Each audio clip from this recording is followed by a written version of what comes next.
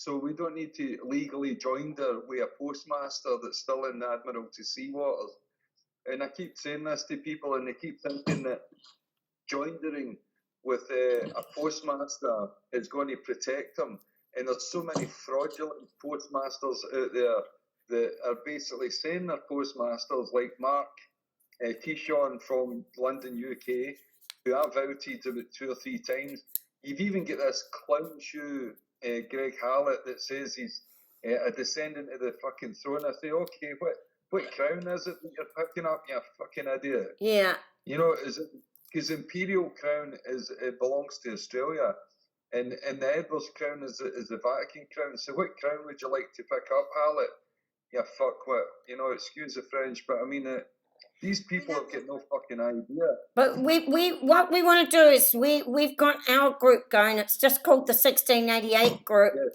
And we want people that are, we only deal in the pure law, and we don't care if who's sitting on the crown or what crown they're wearing. As long as there's somebody sitting there or there's some institution sitting there, we can use our 1688 law. So it really is irrelevant of who is sitting there or who is not sitting there. Now, Simon Fish went to get declarations against the Catholic Church. If you go through all the ages, the way that they have always gotten one in the end, how have they always won in the end? It's been through the courts getting a declaration. And that's what you've got to do. Now, we've got to get our pure law that we've got. Don't worry about the Queen. Don't worry about the Prince. Don't worry about all of this. And just get our pure law and file cases. Preaching to the converted. Yeah, well, I'm just saying that for the video, because we're on video, people. This is why I call them all lawtards. The lawtarding in Caesar's system without actually realising that they're God-given rights, your indelible rights are actually elevated above that. Yeah, your indubitable rights. Indubitable rights do not deal in subordinate laws. They don't, and you don't attach indubitable rights to subordinate laws. As soon as you attach your indubitable right through the subordinate laws, you're basically, for a start, saying that you don't trust your indubitable right, and they can go through your subordinate laws and they can sidestep your indubitable, go through they spend 5 pages on your subordinate, and you've lost your case. And this is why equity in courts is consciousness, it's spiritual. This is exactly why conscious spirituality, equity exists in courts.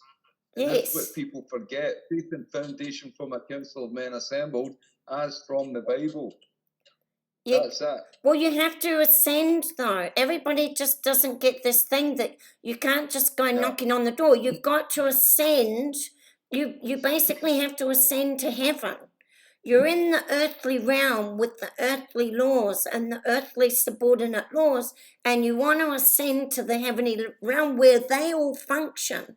They all function in a heavenly realm, and you need to function, and you all function in the earthly realm. But when they've caused so much havoc, chaos, and run amok in the earthly realm, which they're not allowed to do, you've got to ascend your people to the heavenly realm, get in there with them, and start using what the law that's the only law that they have to follow is in the heavenly realm. They don't have to follow the earthly realm. They all know not to steal.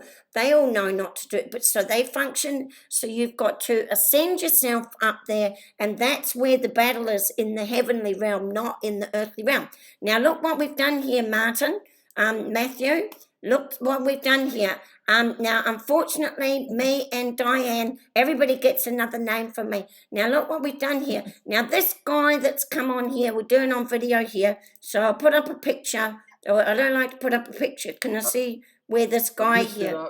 My mother, I'm the youngest of 5 kids. My mother used to say, Anne, Ronnie, Wilma, Ian, and then it was Matthew was the last, so... I get that, you know, I'm 53 and I'm still getting it, you know. Hey, look, now this guy here, I'll just post him up so everyone can see. This is what I'll not be is able to see. happening here. I'm just so scared that you're going to go. I'm just so scared that you're going to go before we complete the video, Matthew. So I really want you to be here because I've got something I want to tell you. Now look, so this guy here. Okay, wait. I'll give you a minute. Wait, the public's watching. Wait for the public to have a minute here. Right, hang on. Have a listen to this guy a minute. So I'll move it up. A new constitution that they work under from the World Health Organization. I'll repeat. Right, so tell us about this guy, Matthew. Yeah, so this guy was actually, I was involved in a group. I've actually met him personally. I donated, I think it was either $1,600 or $1,700. It was part of a mortgage fraud group. He had his writing 3 or 4 notices to the bank. When I finally questioned Patrick in Ireland about his method, because at that point I was getting very suspicious, it became evident that this guy had no clue what he was talking about, and such that he was leaving people that were losing their homes at the 11th hour. And basically he lost his own home, and he had actually been put to jail for fraud as well. Oh, wait a minute. Sharon, turn off your sound, dear. Just turn the... Oh, sorry. Yeah, just click the sound off. Yep. Okay, bless us. Thank you, dear. Okay, carry on. Yeah, so... Could you say that again, because I missed that just last bit that you just said, sorry. Yeah. So basically, it collected donations and everything else, and he had a banking code of practice, and he had 3 or 4 notices to contact each of the banks, which we did. And then I get very suspicious about the way he was going about things, and I was asking him questions, and he couldn't answer the questions. So I was questioning him about the trust, because there's about 5 trusts in a mortgage. So I eventually contacted my friend in Ireland, Patrick, who was part of the information collated for the Great British Mortgage Swindle. Patrick was behind that, and he actually told people the collapse of the euro in Ireland was coming as well, the EU in Ireland. So he knows his stuff. So right away, we got him into a corner and asked him a few questions, and it turned out that it was an absolute shill. And we found out he'd done jail time for fraud, and he's got ties to people politically.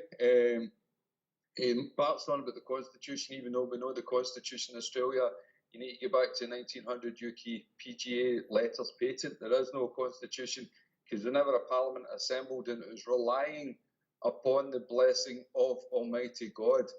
So it never got that, because it's working in corpus juris, obviously. That's just, the Constitution is only section 9 of the Constitution. So, but Derek caused a lot of harm to people. They lost their homes. People that were relying on, people that actually gave them money because they had faith in Derek, as did I at first, until I found out, a lot more about him. He wrote an affidavit for me. It was poorly written. I had to rewrite it. He used the Bill of Rights 1689. I had to pull that out and put the 1688 in it. He didn't know the power of the KGB 1611. I actually taught him that side of it, but he was still ignorant of it, and still basically very much wanting to be in the law-tard legalese side and the Constitution side, which doesn't serve the people. So I know this man is attached to Darren Dixon, and Darren Dixon is attached to Rod Cullen. So these people are all fucking shells, basically. Now they are. Now we can't. Nowadays we're in urgent times in our country. We know we're in urgent times, but so we don't really have time to completely go into these people that have been doing these backyard common law courtrooms, and he's once again telling people, don't go to the courts, don't use your 1688, you can't use it. And now he's saying that the World Health Organization has taken over in Australia, and that the Constitution has been removed. He's saying, don't go to the court, you can't use to your Constitution. And you can never use your constitution, Kate. no, I'm not. But you're 16. Whatever. He's just saying you can't go to whatever you're going to use. Yeah. He's saying you can't go to the court. Remember what he did. He put the 1689 version of the Bill of Rights in my affidavit, which was nearly fucked. I had to rewrite the whole thing. And this is why I'm saying to you that he's a shill, because the 1689 was re-statutorised. It has to be the William and Mary version. Yeah, we know that. Okay, we know that these people are shells, and I have done some videos, and they are shells. But I am saying to all the people out there, because we are on video, but I am saying to the people that there is a path. You've got to use the courts. You've got to, actually, to tell you the truth, I don't even know if there is a path.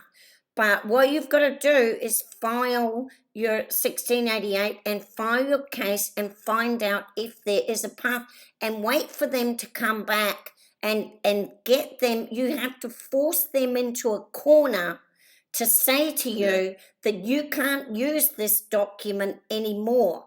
And when you do that, you know what you need to fight. Now, if we go through history, in the history, no matter what battles there have been, no matter what fights there have been, at the end of the day, the signing documents, even in the wars, World War I, World War II, whatever world war you're going to talk about, at the end of the day, it was all done through declarations, through the courts. So you've got to start the process. Nobody's saying that you're going to win.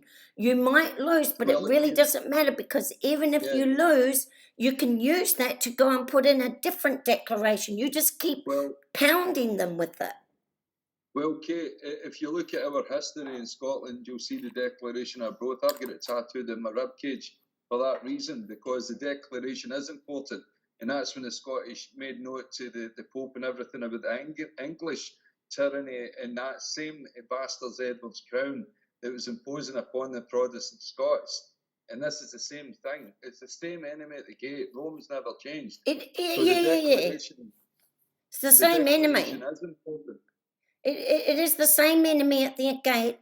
We've all, our ancestors have been through this before. This is no different from what our ancestors, they went through it at the time of Jesus. They went through it at the time of the Glorious Revolution. They've been through it many times in our history, and this is just another time in our history, but they have always won the day by declarations. So now I want you to have a look at this, what we've got here going here, Matthew. Now Diane and another lady, Jodie from Australia, we'll get rid of this guy. So everybody, I just wanted to say before we hang this up, we're not going to spend too much on this guy, but everybody, I just wanted to give a warning. These people here are asking you people to send 10 messages and 10 messages and 10 messages. And what they're asking you to do is to sign documents that you don't know what's in the document. And people are just signing away, and you don't know what's in there. You should maybe do a video about that, Kate. Well, I'm doing it now with you, Matthew. This is the video. This is the video. That's on YouTube. No, yes, this is going up on YouTube. So that's why I've called you in here. This is the video that you must not be signing your name to documents that you don't know, and they can actually attach other things to it. And what they're doing is they're putting in the things that look good to you, and then they're adding documents with the United Nations, and they're adding their fake, parasitic, dirty, filthy, subordinate and international laws. They're attaching them to your pure law.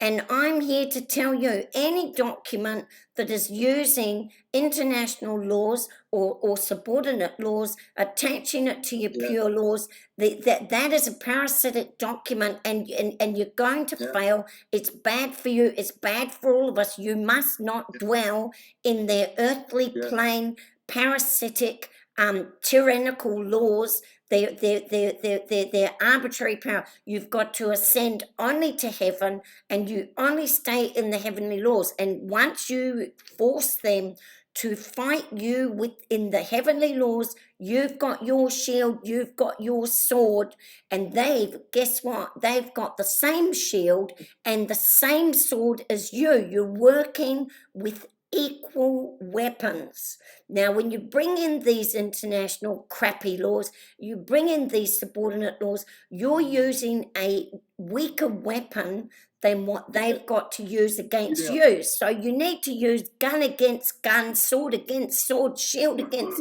shield is what you need to be doing. And this is you're going to the court with the wrong weapon.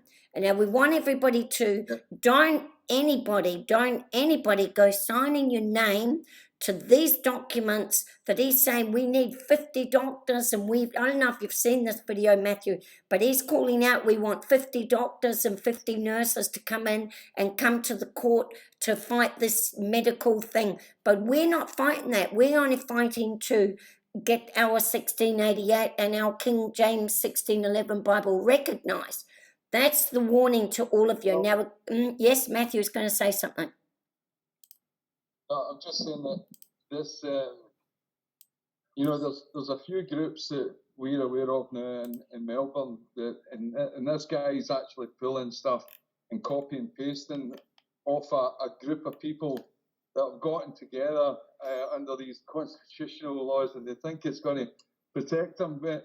And it's laughable because Section 100 of the Constitution states that about the water rights, and they've actually sold them off. So what protection is the Constitution afforded to people for the land that was sold off to China and everything else? And yet they're still actually going under this pretense that it's actually there to protect them. I just don't understand why people can't ascend to the 1688 that was gifted to them. It's a protection. As you say, it's an absolute protection. Well, I'll just put this up here for the people to see.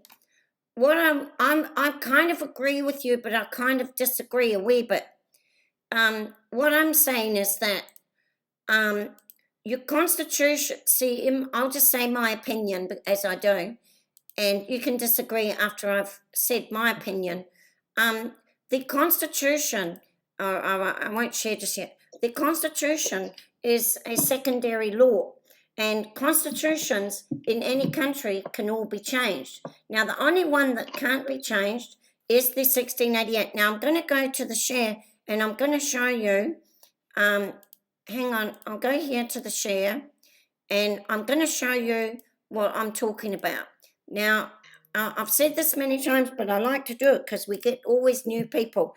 Now, if you go to use 1688 Bill of Rights here, okay, this one's in New Zealand legislation, but it doesn't have to be in your legislation, but it is in New Zealand legislation. That just makes it a wee bit easier, but it doesn't have to be because you can still go to the heavenly realm. But if you look down here, I'll just say this again. Here is the non-obstance made void. Now, the non-obstant made, now a lot of people get very confused about this because they think that when they see made void, they think that this whole document is void. Actually, I've had people say to me, what it means is pre-1688 from the Henry VIII Herbal Charter, I think it was. Anyway, don't quote me on that. But there was a law that kings could change any law that was made in Parliament. They had the right to overturn that law at any time if they were not happy with it. And so when they made this one, they made a non-obstance made void. Now let's go and have a look at non-obstance. So non-obstance. Yeah, it can't even be removed by a monarch. Yeah, it can't be. Even the monarch can't. That's what. So it says notwithstanding and despite. Now what does it mean? What it meant was in the laws of the subordinate laws, the king could make a declaration. He could say, despite that law, I'm not standing with that law, and despite that law, I'm going to make this other law on top of it. And he could overrule any law that he wanted to. So when they wrote the 1688 Bill of Rights, they put in the non-obstance made void, and which basically said in regards to this document, no king, no queen, no parliament, no anybody can override any subordinate law that they like. But in regards to this document, they're not permitted to override nothing.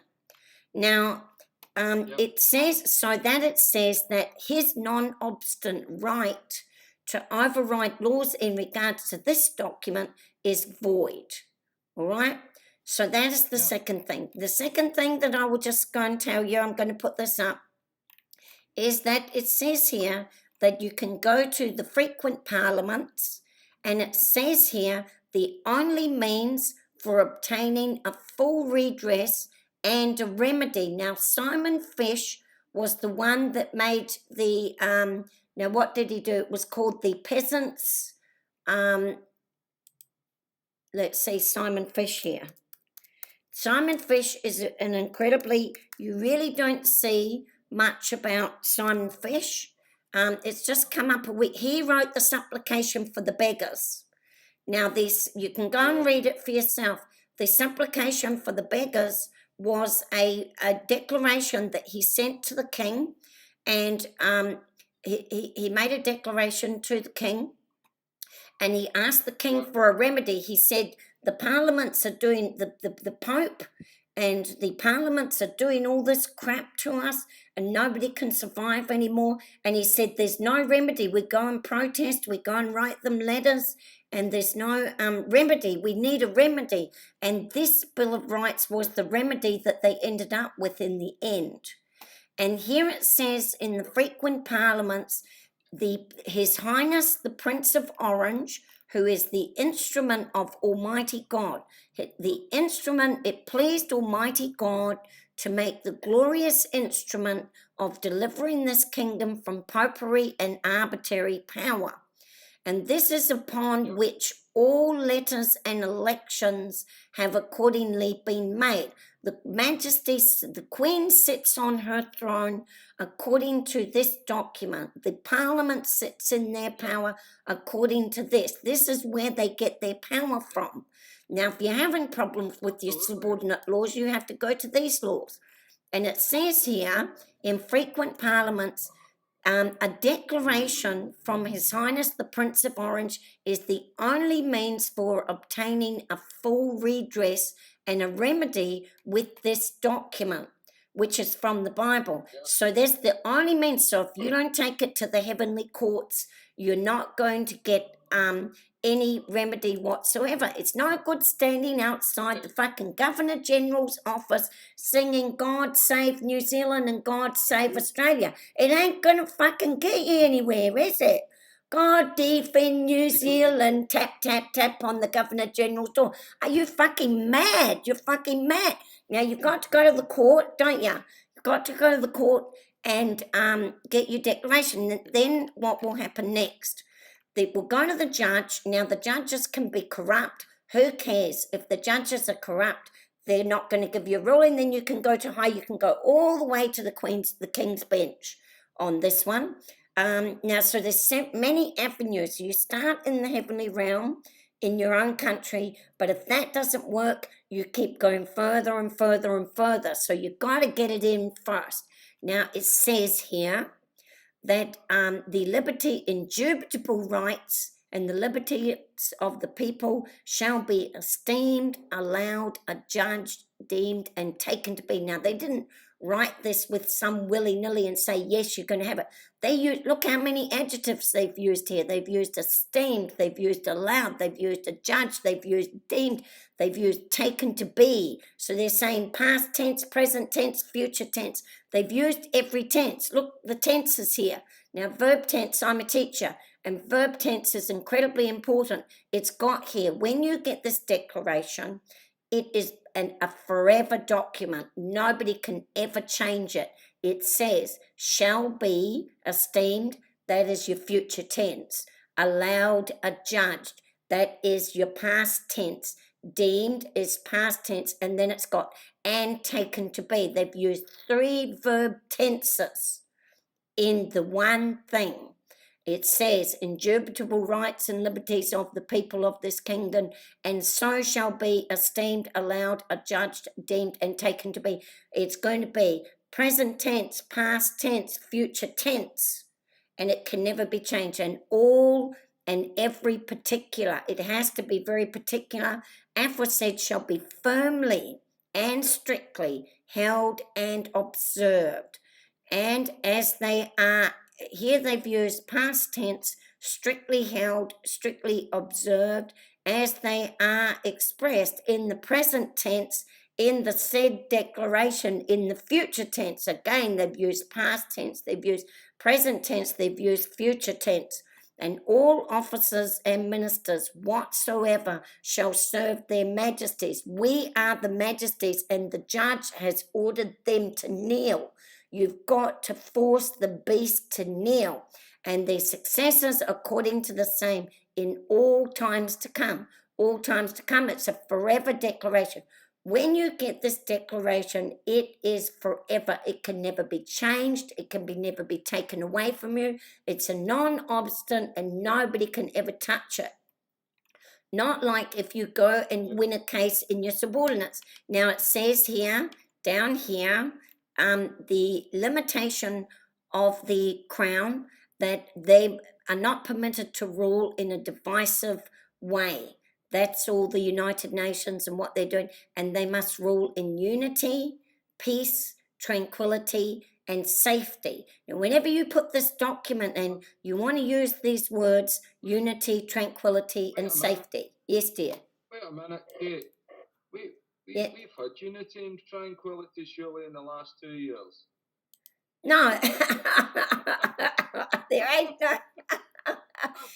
I remember it well when the police were firing rubber bullets. Yeah. We definitely had peace and tranquility there. Listen to me, listen to me. You've got people being forced on the ground with masks being shoved on their face, and the police standing on top of, laying on top of them, looking like they're raping women. They pretend they're putting a mask on, but they look like they're actually dry humping the bloody poor woman. I've seen it. You've got them bloody, I'm sorry, I'm a bit foul-mouthed. Everybody knows that. You just have to get used to it. Now that they've got people beaten up, we've got people being smashed in the face. And what the hell are you doing going down to the police station? The police are the ones that are fucking beating you up, and you're going to them to help you. It's mad. It tells you on your website, their website, that they're there to enforce policy. They're not constables under the law. They don't know law. They're there to basically keep you in a perpetual state of debt through this current occupation. And they want to keep you. Understand law. They want to keep you in a constant Pied Piper fashion of following subordinate laws. You don't touch them. Don't touch the damn things. It's legalese Caesar system law-tarding. It's basically people don't get the fact that if you want to get a fine, they try and go into a website and get themselves a fine that's going to last 2 minutes, instead of actually understanding their own personal standing and actually being able to come together as a united front with the Bill of Rights. That's a problem. People are selfish. They're godless fiction. But you usually can't use this with subordinate laws. See, because the subordinate laws do not come up, but you use this for governments, police, all of those, and make them do their jobs, eh? You can use it by affidavit, because I've already proved that. I've used it in court by affidavit, and it struck out using the KGB and that within 4 minutes, twice. Yeah. What I'm trying to do, Matthew, is I'm trying to get all of us to get out of individual cases. We want to get out of the subordinate laws, and we want to go to heaven. We want to ascend to heaven, and we want to say, because what are our complaints? Well, the complaints are clearly in here. There's many, many complaints here. I don't want to deal in individual cases because there are thousands of them. So I want to go past that, but we've got here late dispensing is illegal, where they create a law and then 5 minutes later, after they've agreed to it, they go and change it with their amendments and all of that. That is a dispensing of power that is late and illegal. That's illegal, eh? I've got to stop you there, Kate. You know, in Melbourne there over Easter weekend and Anzac weekend, they actually changed the law for that weekend to say double demerit points and double fines. You know what I mean? What the fuck? Are these people on drugs or in the Kool-Aid that they don't understand or comprehend it? They can't actually change a fucking law over the weekend to suit themselves, and yet they do. And these people are blindly following. It's true what you say, you get the government you deserve, Kate. You get the government you deserve because you've been lying asleep at the fucking wheel. That's the problem. But if you go to the heavenly realm, it says here that they're not allowed to do it, but they keep doing it because whenever they do that, the people get that document, they connect it to United Nations law, and they go off to court with their subordinate laws. This is what I'm trying to tell them. You don't go to the court with the subordinate law. You go to the court with your heavenly law. You can use a small sentence of the subordinate law as the springboard, but your case must be about the heavenly law. That I'm saying to you, you don't fight a gun with a stone. You go there with your equal weapon, and your weapon is. It says to them that they are not allowed to change laws at the flick of a pen like that, and they're doing it. And it says here in the 1688 they're not allowed to do that.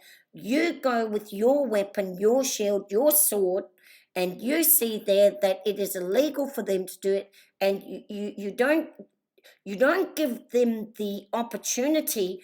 When you go to the court, they will constantly try to slip back into the subordinate law. They'll constantly try to get you in there. And everybody starts talking about the subordinate law, and you're fighting guns with stones. What you've got to do is stay within this. And whenever they try to bring you into that United Nations law, you've got to say, nah, I ain't going there. Discrimination, no, I ain't going there. Our 100,000 rights, I ain't going there. I ain't going anywhere. I'm only staying here because this is what you've got to follow. Not they will keep putting it back of what the people have to follow, and you've got to keep putting it back on them. This is what you've got to follow in the heavenly realm. Now look, I'm going to show you what we've done here. But that is exactly right. Soon as the people go and do these things where they change the law over the weekend, the people are going to the court with a subordinate law. They spend the whole time fighting about it. You mustn't. Now look here. So I wanted to show you. So that comes under late dispensing of laws, and that's illegal, right? So then you've got your right to petition. I won't go into all of these, but look here. It says here, subjects' arms. That the subjects which are Protestants may have arms for their defence, suitable to their conditions and as allowed by law.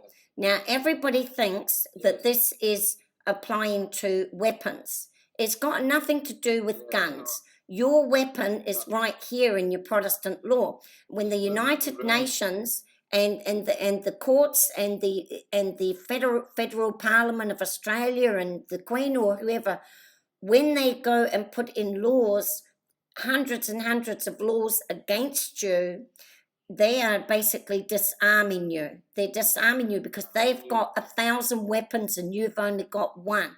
That's called disarming you. And I've put that in my case, that they are disarming us of our laws that we have to protect us, and they are putting in all of their laws from the United Nations where we have no protections from them. They have made thousands of laws to protect, to force the people on the ground protections against each other, but they have not given us a law to protect us against them. against them. This is the only law that protects us against them. So that comes under disarming. They are disarming us of our rightful laws. Right, now if you go to, that I said to you, that's all I'm going to do there. There's many laws in here you can use, but anyway, you go to the, now you've got the supremacy law, which forbids foreigners, it forbids prelates, states, or potentates, or to have any jurisdiction, any power, any superiority, any preeminence, any authority ecclesiastical or spiritual within this realm. Now, the way that United Nations gets around state, how does the United Nations get around state to get into our countries? It's because the United Nations is not a state. It works in a false area of law where they are sometimes acting as a state, and most of the time they're acting as a non-state. If they can get your country to sign up to their law and put it into your domestic legislation, they are acting as a state within your country. But when they're in the United Nations and 50 other countries didn't sign up to that law, they are behaving as a non-state between all the countries. So under the supremacy law, they are not allowed to, they are a state functioning illegally within your country. But then they jump to the area where they say, oh, I'm a non-state entity, therefore I don't come under the supremacy law. And they're not a foreign person, they're not a foreign prince, they're not a foreign person, they're not a foreign prelate, they're not a state, they're not a potentate. And so this is how they've got around our supremacy law. I think that's going to take a bit of legal wrangling there, but it is a manipulation by them of our supreme right. Now we're going to go, so we know that we,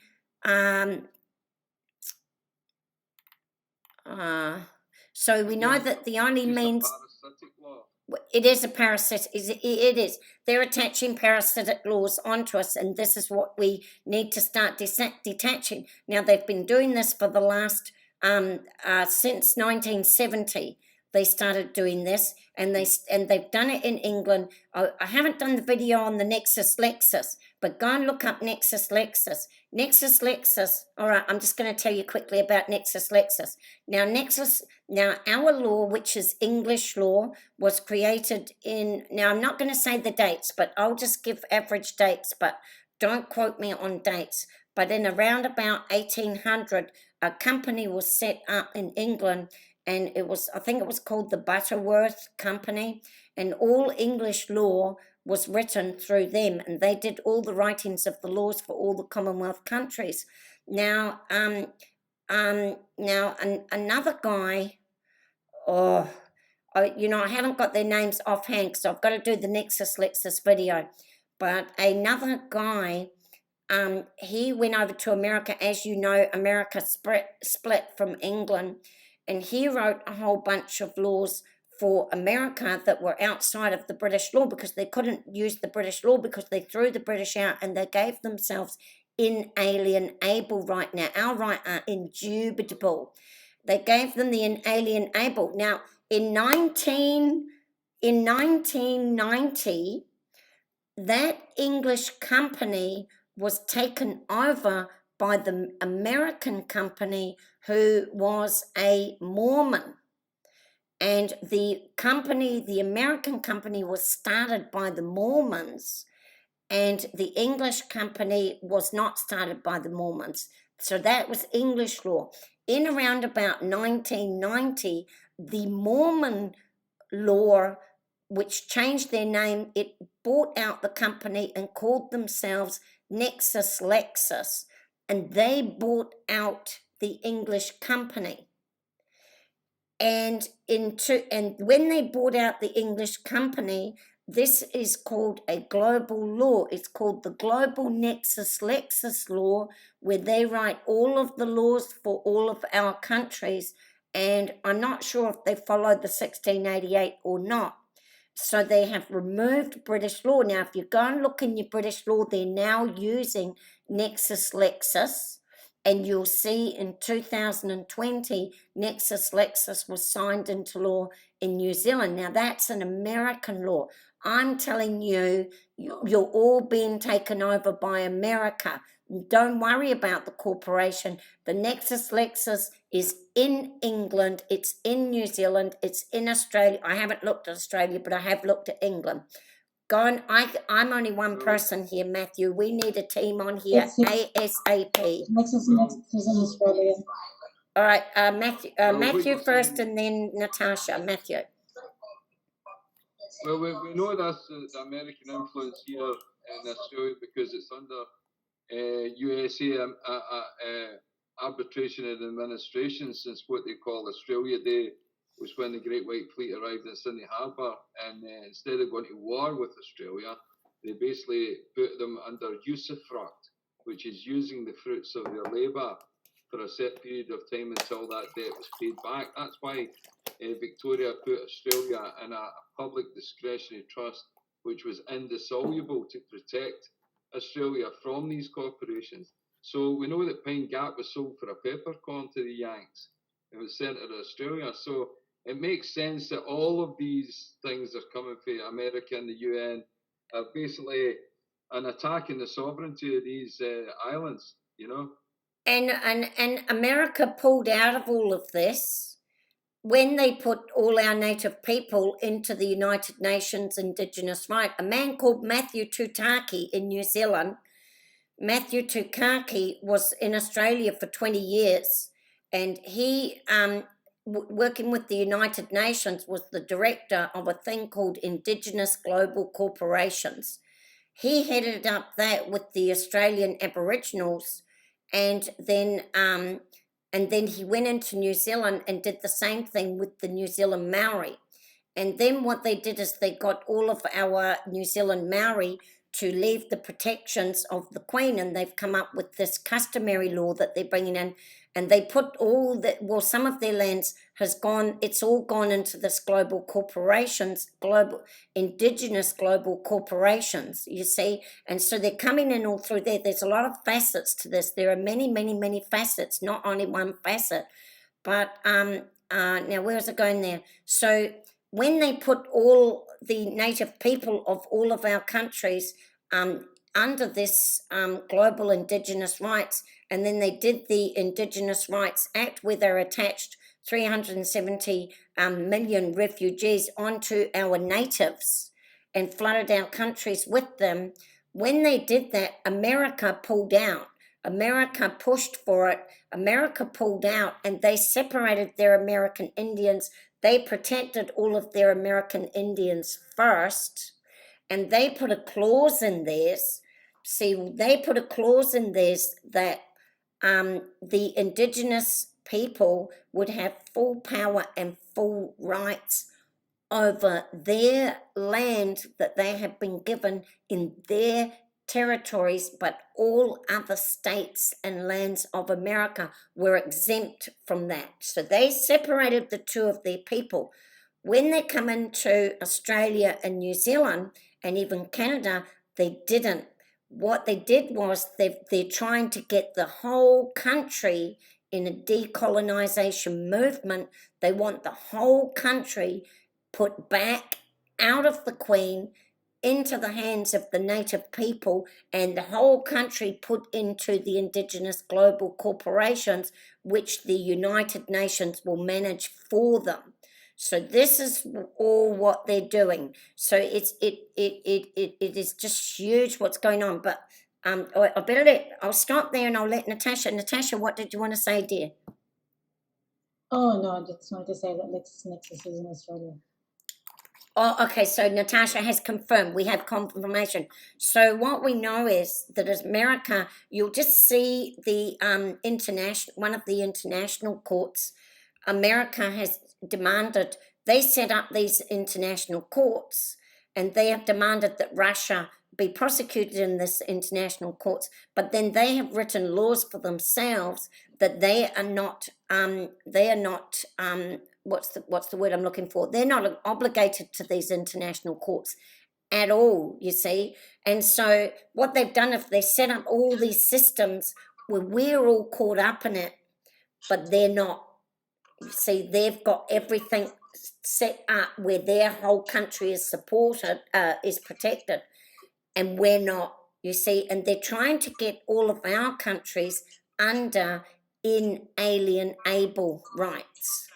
That's what they're trying to get us, because that's what they've got, which is the fake law, is the devil. They've got that, which is the devil's law. But what they should be, they are in fact indubitable, eh? It should be in rights of a naked owner, indubitable. Is it indubitable? Indubitable, yeah. We get used to saying that word. It took me about 3 weeks to learn how to say the damn word. But we use indubitable, and when you look up indubitable, it says it cannot be questioned. It just can't be questioned. Inalienable can be changed at the flick of a pen, but you're indubitable. You've got your non-obstant law, and they can't touch it. They cannot touch it. But they can do a thing. I did do a video on it. What they can do is transfer the will. And what they're trying to do is to transfer this will into another will, and you're going under the inalienable. That's where they're after. So this is big. Now look, now Matthew, even so we've got those laws there that I just told you that you can get your remedy, you can get your full redress and your remedy. Then you're going to go to the judge. You're going to get your declaration, which is past, present, and future declaration. And then you can see here that they have got their limitation of the crown, which you use this word, unity, peace, tranquility, and safety. And it says there that we are permitted to defend this, and defend this with the utmost of their powers, their lives, their estates, against all persons whatsoever that shall attempt anything to the contrary. Now, the Nexus Lexis is an attempt to take this down, and this is called a pretended title. You're not understanding. I don't mind using this word understanding. They all say don't use it, but you want to understand here. Now, pretended titles of the crown. What are the pretended titles of the crown? Nexus Lexis is pretended. 2 minutes, mate. I'm on a call just now. Oh, I'm going to round up soon. Sorry. Oh, so you've got to go. So they're all pretended. The 1990 human rights, the United Nations human rights, the Nexus Lexis, all these human rights, they are all pretended titles of the crown. They're not the true from what we come from. So we know we've got all that. Now, I want to go quickly to the Commonwealth Australia. I know you've got to go. So hopefully, if you have to go, we'll round it up. But I love you to stay to the end. Now, if you see here, I've actually got a customer just waiting, so I really need to go, unfortunately. All right, Okay. you go. I'll see you later. I'm going to finish up this video. Okay. I'm going to keep it going, and you Sorry watch it. about If you can come back. See you later. Thank you. All right. Bye, Matthew. Bye, Matthew. See you later. All right, I've got you 3 ladies again. Now, I'm just going to finish this. I'm just going to use your sounding boards and finish this off, because I need to finish this off. We end up talking about a lot of things.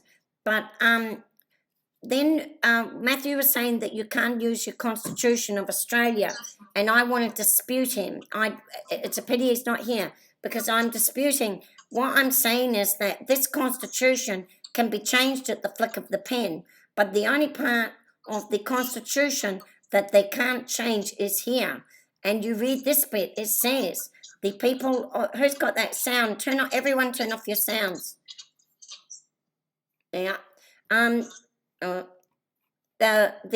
people of New South Wales, Victoria, South Australia, Queensland, and Tasmania, humbly relying on the blessing of Almighty God. Now, where it says that is talking about your 1688. There it is, right there. They don't use the word 1688. It says it right there. Pleased Almighty God to make the glorious instrument. And there it is right there that they've said, under the blessing of Almighty God, have agreed to unite in one indissoluble federal commonwealth under the crown of the United Kingdom of Great Britain and Ireland and under the Constitution hereby established. So what they first said is that they are still under the crown of the United Kingdom. So it might say Commonwealth of Australia Constitution, but they're still under the crown. And then it does actually say have agreed to unite. Well, that is the unite here, because that comes down right down here. You can see it on here, and it says here that they must govern in unity. In unity, they're not allowed to govern by division. They're not allowed to govern state by state. They have to have a unified governance of protections that every single state must follow this. Every single state can have their own subordinate laws, any laws they want to have, but every single state must act in unity with this one here, the non-obstant. Now, and it says indissoluble. It can't be destroyed. Whereas it is expedient to provide for the admission into the Commonwealth of other Australasian colonies and possessions of the Queen. Now that includes New Zealand. Be it therefore enacted by the Queen. So the islands some of the islands are possessions of the Queen. They come under this. Anyone that's a possession of the Queen is in here. Now, because it says here, and possessions of the Queen. So that is everything. Be it therefore enacted by the Queen's most excellent majesty and with the advice and consent of Lords Spiritual, Temporal and Commons in this present Parliament assembled. Well, you can go back here and you can have a look on here, and you see here, it pleased Almighty God by the advice of Lords Spiritual and Lords Temporal. There's the advice there, and there you see it, that they are doing it on the advice and consent. So they had to get consent from England to have this constitution. This may be cited as the Commonwealth of Australia Constitution Act. The provisions of this act referring to the Queen shall extend to Her Majesty's heirs and successors in the sovereignty of the United Kingdom. Yes, dear?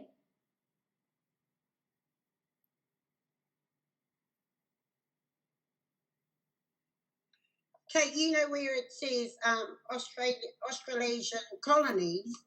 Yeah. Would that include the Aborigines? The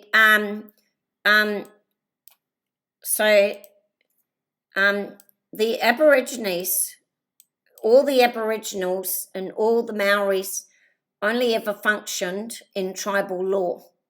And all tribal laws are called customary laws, not constitutional. And when this is for all people to follow this, they are permitted to make any laws, just like any state, any council, any parliament, anybody, and they are all permitted to write their own customary laws, and their people of their tribes will follow them, but other people of another tribe don't have to follow them. So what's the name of two tribes there, Natasha? Tell me the name of two tribes. Any tribe will do. Yora Yora and the Dingi. Right, so you've got Yuri Yuri and the Ginji tribe. You've got those two tribes, right? Yuri Yuri is going to have one set of laws for their tribe, and the Ginji tribe is going to have one set of laws for their tribe. They belong to them. But when they come out to see the other Australian people, the honky Australian people, they can't enforce those laws on them, and we can't enforce our laws on the Ginji tribe or the Uri tribe either within their territories. So, for example, the Ginji tribe has got their own territory. We can't force licenses on them. We can't force rates on them. We can't force taxes on them. Nothing can be forced on them because it's not in their subordinate laws. You see, but they can't force their laws on us either. So each people have got their subordinate laws that they function within. Now, if the Ginji tribes people want to come out of their area and enter into our customary area, which has got licenses, it's got education requirements, it's got rates. If they want to come out of their area and go into that, then they go under those subordinate laws. However, when our prime ministers go onto the Ginji area, then our prime ministers are bound by their customary laws. You see? But when they do the Commonwealth of Australia Act here, everybody goes under there. Every single place, because they must rule the country in unity. And so they have to, everybody has to follow this. Now, the Aboriginals might have a law where they're allowed to string somebody up and hang them because they did a crime, but under this law, they're not allowed to do that. So they have to create other customary laws. So they're going to say, okay, you come and stole my didgeridoo, you come and stole my didgeridoo, and the penalty for stealing the didgeridoo is cutting your hands off. And under the cruel and unusual punishments, that would be illegal. So they're going to say, okay, if you steal my didgeridoo, you're going to have to return 5 didgeridoos of high status to our tribe. You come and give us 5 of your didgeridoos to make up for what you did. So they have to create new laws that are within the confines of the protections that we have under God, because they all have spiritual leaders. Everybody's got them. I don't care who you say. Now let's get back here. So that includes them. Good question, Sharon. Oh, you can't see my thing, can you? I'm thinking you can see. Now I want to wrap this video up. I wanted to quickly say, so then it says here, the proclamation of the Commonwealth is lawful for the Queen. Now listen, I've already did this with Diane, but I'll do it again. With the advice of the Privy Council to declare a proclamation that after a day therein, not being later after passing this act, the people of New South Wales, Victoria, South Australia, Queensland and Tasmania, and also if Her Majesty is satisfied that the people of Western Australia have agreed. So everybody agreed to this. You have to agree with it. They can't force it on you. Shall be united in the federal Commonwealth under the Commonwealth of Australia. So everybody signed up to this. But the Queen may at any time after the proclamation appoint a Governor-General.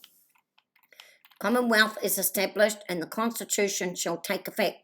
And after the day so appointed, but the parliaments of several colonies may at any time pass any act of any such laws to come into operation. That's just when they can pass their laws. They're only allowed to pass laws that are in harmony with our indubitable right.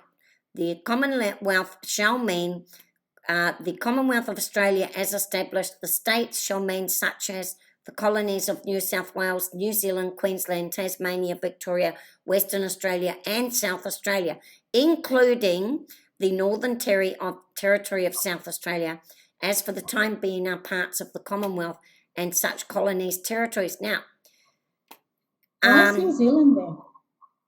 Because New Zealand is a state of Australia. It always has been. It always was.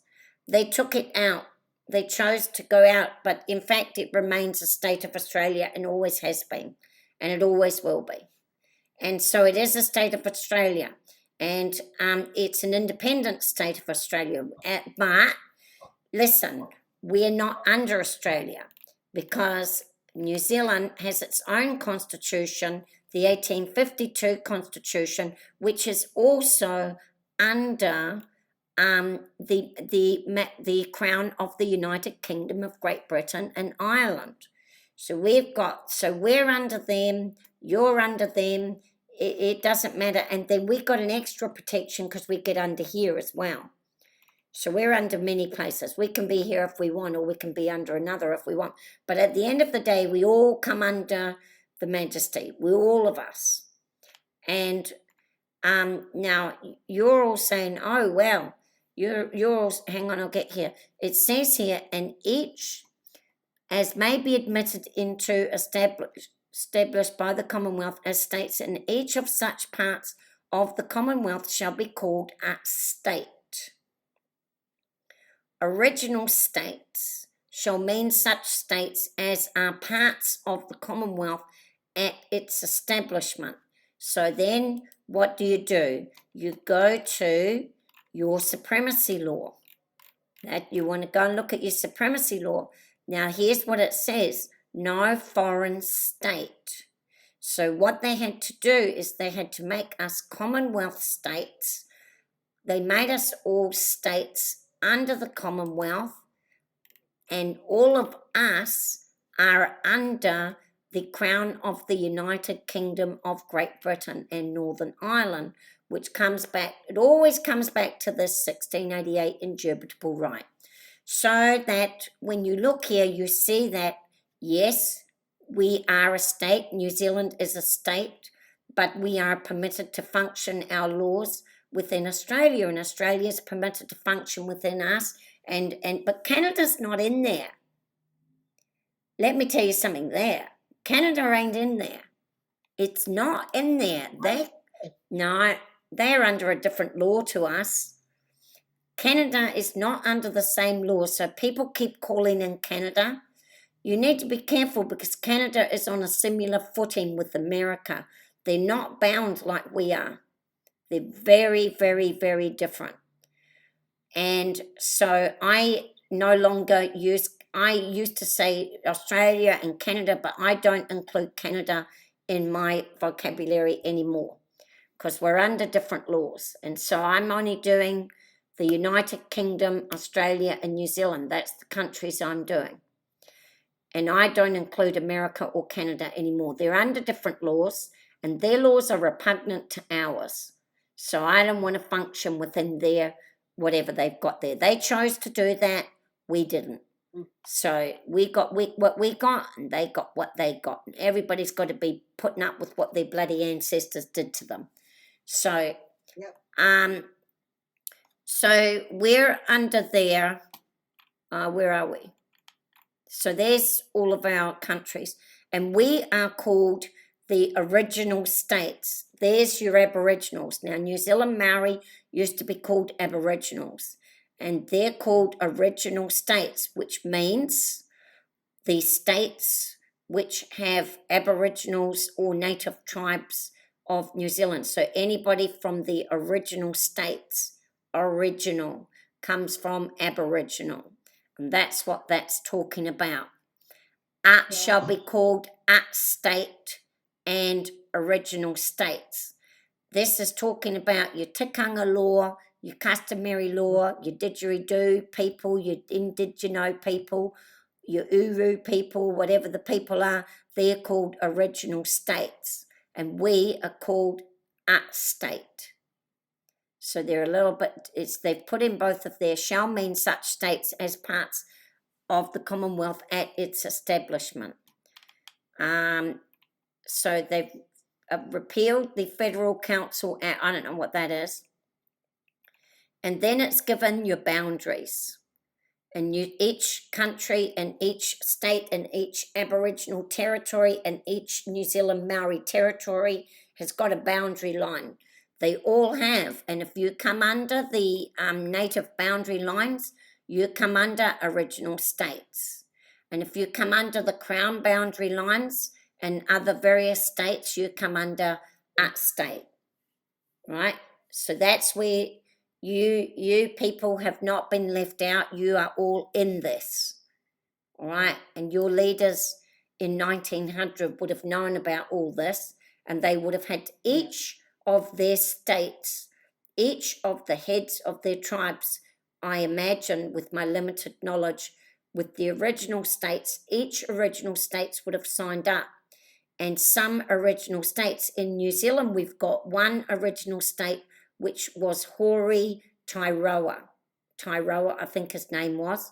Hori Tairoa refused to sign up to it. And so when they made the constitutions, they put in a special thing that his state, his area was not included. That's in the Sydney Taifunga Constitution there, Sharon, if you want to know what I'm talking about. So that's why some Aboriginal original states may not have signed up to it, and some would have. So this is extremely important. This is all to my understanding. I'm not a lawyer. This is all to my understanding.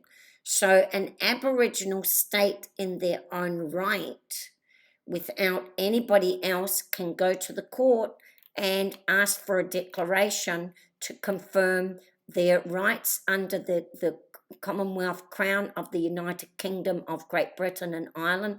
They can go, you all come under this Commonwealth under the Crown. See, the Commonwealth is not above the Crown. It's under. It says it right there. All right? Now, what happens here? If, and then you've got your territories, and then it goes on to do all the crap that you want to have. Now, all of this has nothing to do with the Queen. All right? But all of this has to be based on this here. It all has to be based on the limitation of the Crown. And it says here that they are bound. It says here in there that they are bound by Almighty God, and they are bound by the advice of Lord Spiritual and Lord Temporal. Now, what does it mean when it says here that the Constitution is under the Crown of the United Kingdom of Great Britain and Ireland?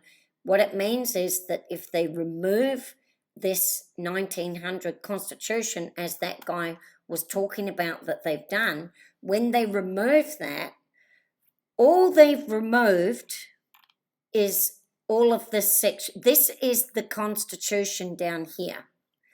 The Constitution they can remove. The Parliament can be removed. See, all of this can be removed, but all of this is under the Crown, and that is what can't be removed. Do you see what I mean? Doesn't matter if they remove the Constitution. They can remove as many the Constitution as they freaking well like. They can't remove this top piece. And why can't they remove it? Because you're born to it. Yeah. You're born to it. And so the Majesty is obligated wherever a country has a large number of people that are born to their subject status, the Majesty is obligated under her oath. It doesn't say which country those people are in that she's not obligated. It says under her oath is resting on that she makes sure that all of her subjects, no matter what country they're in, are protected under this right. That's what her job is, you see. And it doesn't matter which country you're in that she has to do that. As long as you're a Protestant and you claim your subject status, you are protected under these. So that man is saying, oh no, the Constitution's been removed, yada, yada, yada. With the Constitution, you just go back to that. So I will talk about a little bit our case here. I'm not going to divulge. I wanted to talk about our case here. Where have I put it? I had opened it. Right, I wanted to talk about our case here a little bit. I'll just open it because I wanted to show Matthew. So Matthew, I'll get you to look at this later. And you'll see here with our declaration to the court, I'll just show a little bit of it. When you put in a declaration to the court, hang on, got to get it open. My computer's a bit slow because I've got so much stuff on here. So,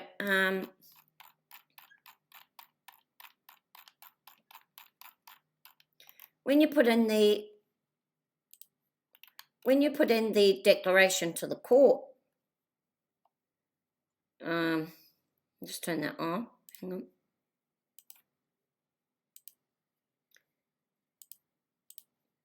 So when you put in it's got your name up there, Diane, sorry. Too late now. I suppose they've all seen it, but I'll just take it out for a minute. So when you put in your declaration to the court, they've got this 1990 Bill of Rights New Zealand Act. And if people that know, because of the laws that I've just told you about, that if you go to the 1990 Bill of Rights Act, see, the Nexus Lexis is trying to get you to accept inalienable rights because they can function more easily under the inalienable rights. But they can't function in our right because it forbids them under the Supremacy law to do anything that is repugnant. They can make all the Nexus Lexis laws that they like, but if they make a law that's repugnant to us, we've got to jump on them. You've got to jump on them, and you're permitted to. Now, under S28, other rights and freedoms are not affected and shall be held. None of your existing rights shall be abrogated or restricted.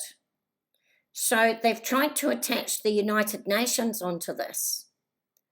And so the United Nations has pulled a big sneaky, I'll bring it in later, but the United Nations under their Universal Declaration, see, they're very sneaky here. I suppose I'm just going to go and do it. You can go to the Universal Human Rights. Now, you've got to be careful because this is the parasitic law. I had it the other day, so I'll see if I can get it. No, not that one.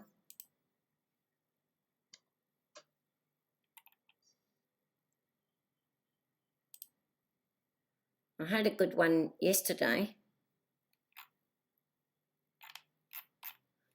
Sometimes it's quite hard to find. I'll try and get on my history here.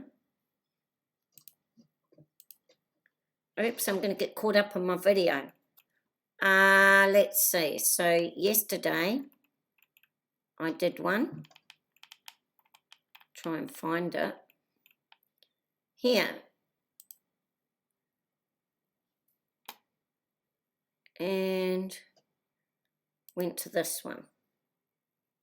Right, so if you go to this declaration here, and this is, they're trying to attach the parasitic laws onto our laws, you see, and what we've got to do is go and get, so you see this Universal Declaration of Human Rights, and can everybody see that? Yep.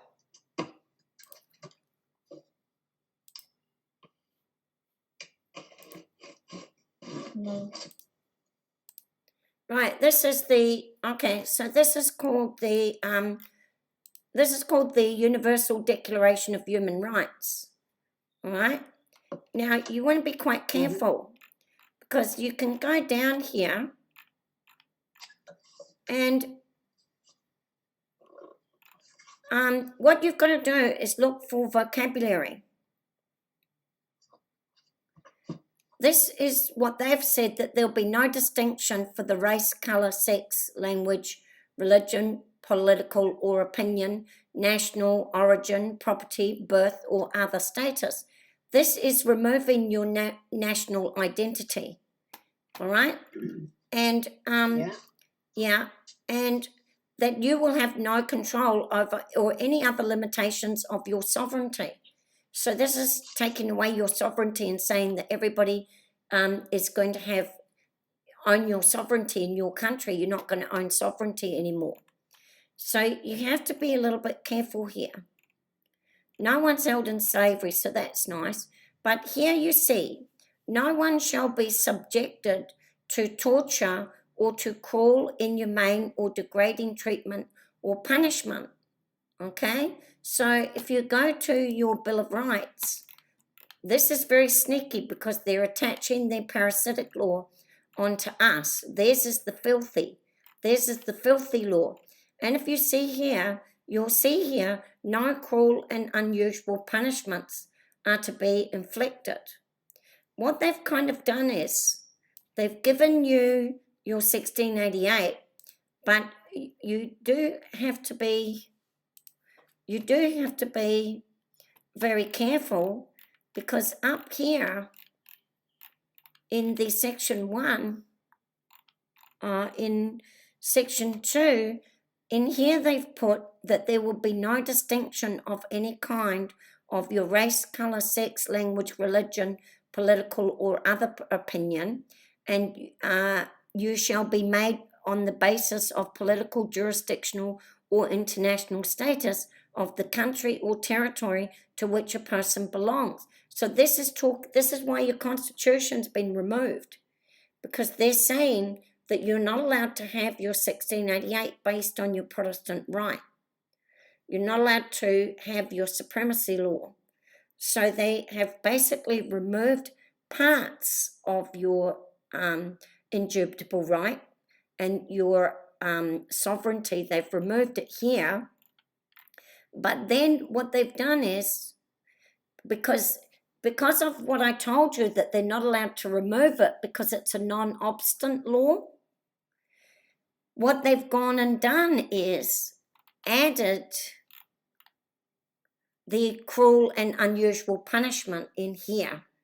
So they've taken away with one hand and they've put in with the other hand, so that they have infused a parasitic law onto you, onto your pure indubitable right. And then they've said everyone has the right to recognition everywhere as a person before the law. However, in your supremacy law, no. Under the supremacy law, everyone, foreigners, foreign princes, foreign persons, foreign states, have no right to have power in your country. Now, what you need to remember here is that the other countries, Saudi Arabia, all the Asian countries, all the Middle Eastern countries, Israel, Palestine, none of them are signed up to this universal declaration. They've signed up to only parts of it. The only one signed up to it in its entirety is your English-speaking countries, the countries listed in that Constitution of Australia that I read to you, those countries, and that includes your original states. See, here's your original state here. And those original states have now lost their power under this United Nations law here of everyone has the right to recognition in your original states. Now you see, your original state and our state, our whitey state is separate from your darky state. They are not to be intertwined, all right? And what they have done is intertwined everybody into your original state and intertwined everybody into our whitey state. So this is not going to be good for your people. It's going to be very, very, very bad. So here that you say all are equal before the law and are entitled without discrimination to equal protection. All are entitled to equal protection against any discrimination in violation of this declaration and against any incitement to such discrimination. Well, that is removing your supremacy law that foreigners can't govern in your country and that you have no power in your original state. You have no power as an original state to demand that your customary laws are to be followed in each of your original state that each of your tribes has. Each tribe owns an original state. Under the universal law, your original state does not exist anymore. So they've taken that away from you. Everybody has the right to an effective remedy by the competent national tribunals for acts violating the fundamental right granted by him by the Constitution or by the law. Since they have removed your Constitution, they've removed it, and they're going to bring in this, you will have lost, they're going to try and take away your original status. You see? So that is going to be very bad. Break the chains. What are the chains? You are all, by this, you are all chained to the United Kingdom. We're chained together. They chained us all together for our protections. And they're saying break the chains, but in this case, you want to have these chains of strength. And you are all bound to this, which gives you protections under the supremacy law. And no foreign prince or foreign person or religious person has any power, no foreign state. And if you go to your original state, there where you see your original state, the state of New South Wales would be a foreign state in one of your original states. Do you see what I mean? So that we have our state policy, which is Parliament, and their subordinate laws have no power within your original state. All right? So you can actually throw them out. You can say, you know, I don't want you in my state, and each tribe is autonomous to that. But under this here, you will not be permitted to do that. Now, it does say here, everyone is entitled in full equality to a fair and public hearing at a tribunal. They're taking you out of the heavenly court. They're going to make it so that you're not going to be, you're going to think that you're not permitted to go to the heavenly court, and they're going to get you to go to these fake impartial tribunals, which have no, they only have power if you can, these are the ones that only have power if you consent to them, because they're not in the heavenly realm. And so it's just like that international court that the United States wants to take Russia to. The international court only has power if that state or that country signs up to it. If that state or that country doesn't sign up to it, then they can't drag them into that court. It's got no power. But we all gain our power by being able to go to the heavenly realm. But what the United Nations have done through the indigenous rights is they've got all of your original states to go around and give up your power of going to the heavenly realm. They want you to think that you can't go to the heavenly realm, to the absolute law of this one here. What they want you to do is go to their tribunals that have no power. They only have power if you sign to them. So they'll get the two people, they'll get both the original states to come in, and they'll say, does this original state agree? And he'll say yes.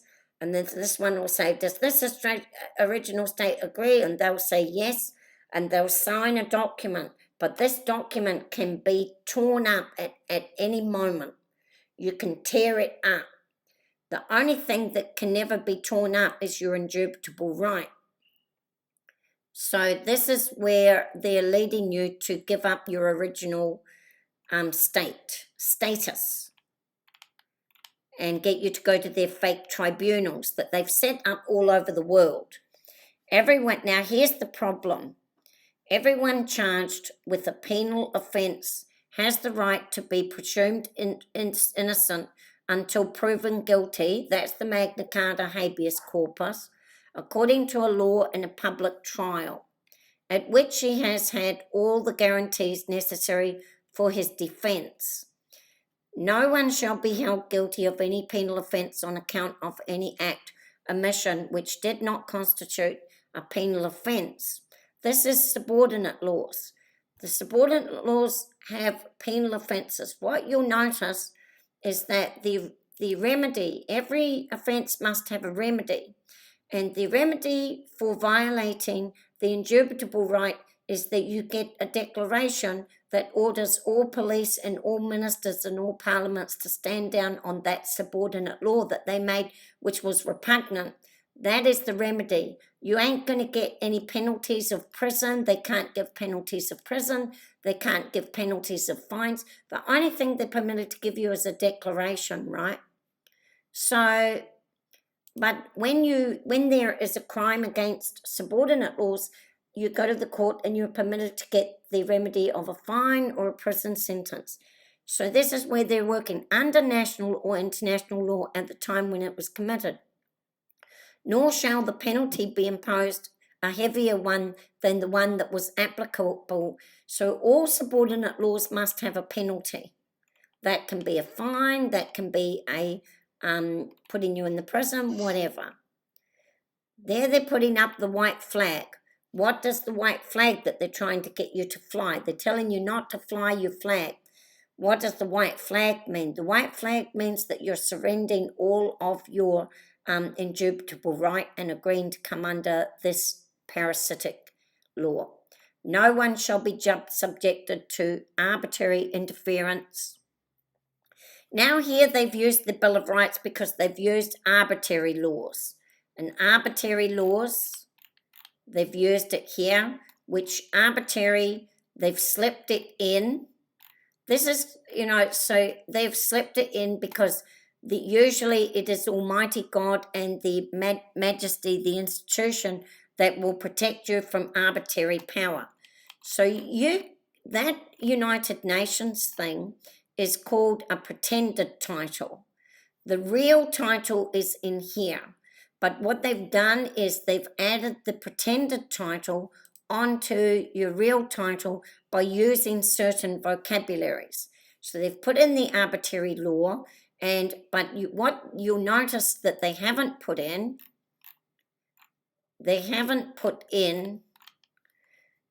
pleased Almighty God as the instrument.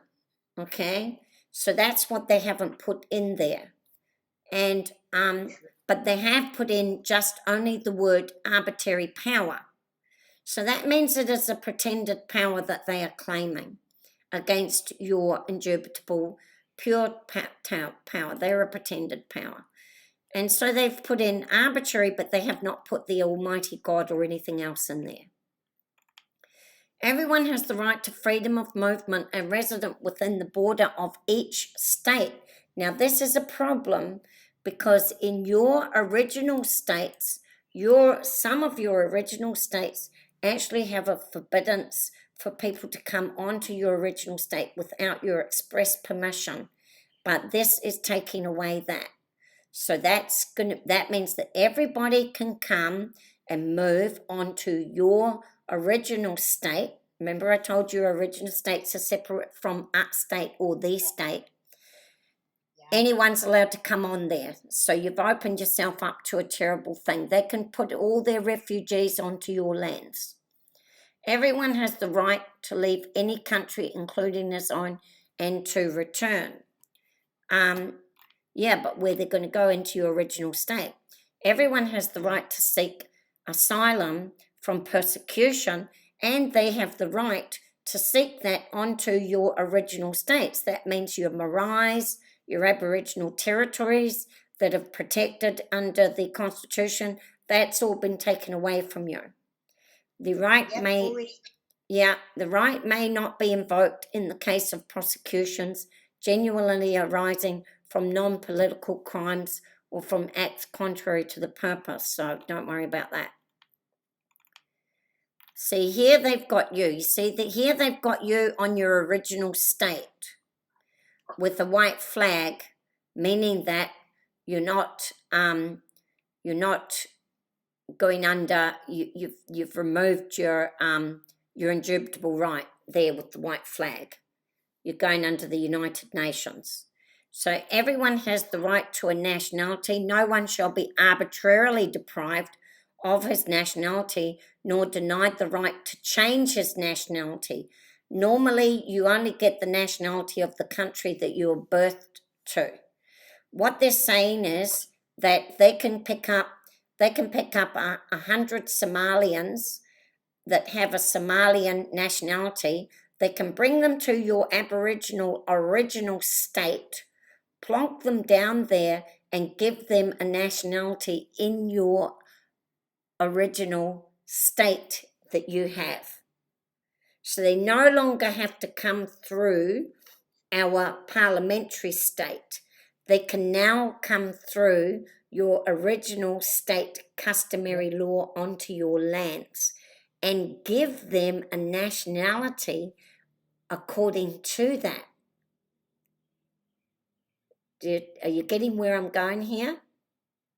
Yes, they can come on as Maoris if they want. Yes, they can make them basically Maoris on your lands and give them a nationality on your state. Maoris and everybody come under original, and all the honkies and the whiteys and everybody else comes under state. And then each of those is different. So they've used the arbitrarily here, but as I say, they haven't used God because that would be forbidden under the supremacy law. So they wouldn't be able to do that under this. No foreign prince, no foreign person ought to have any jurisdiction, any power, any superiority, any authority within the realm. So they have taken this completely away from you. All right. So then, now they're all happy and they're using the green flag. Who knows what the green flag means? It's different from the white flag.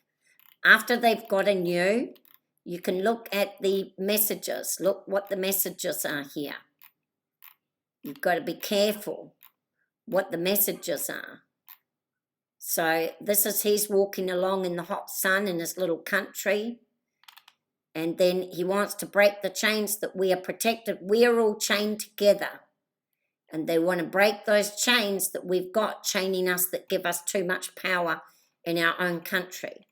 And then, oh no, once the chains are broken, all the monsters, this is where you've come out of the law that protected you, and you're in the jungle of all the laws, and you've got no protection. What are we going to do? Then we're going to go to these false tribunals that they've got, and you can see that it's fake from the beginning. They've got a great big Hushar over here, which is the United Nations, with a big smile on his face, and then they've got the little Aboriginal sitting over here. And he's just a tiny little person up against this big monster. And you know what? They've come up and they've said it's balanced. But it ain't balanced. Yeah, you see. Then they've got this little picture, and then they've said, oh, looky here. Because they know damn well this ain't going to be balanced. And then what's going to happen? They're going to get you to hold up these scales, and it's going to be a very heavy load for you. And here's the puppeteer, which is the United Nations. Here's the puppeteer managing all of these and managing over here, but it's flipped places over here, because this is going to be all you little Aboriginal tribes with your original states that you had power in, and these are going to be all these parasites that are going to be coming in and taking it from you. And then, yahoo! We've broken the chains. We've broken the chains that connected them. And then here we can see here we've got probably Australia, we've got New Zealand, we've got United Kingdom, we've got Scotland, we've got Ireland, we've got all our original states, and then the Maori original states, and we've broken that. Yahoo-wee, we're so happy about that. And then they've let us out of their cage. Now, where is the cage that I've always told you? Here's the cage. They're all caged up by these laws. They're in a cage, and it is seriously getting in the way of everything they want to do.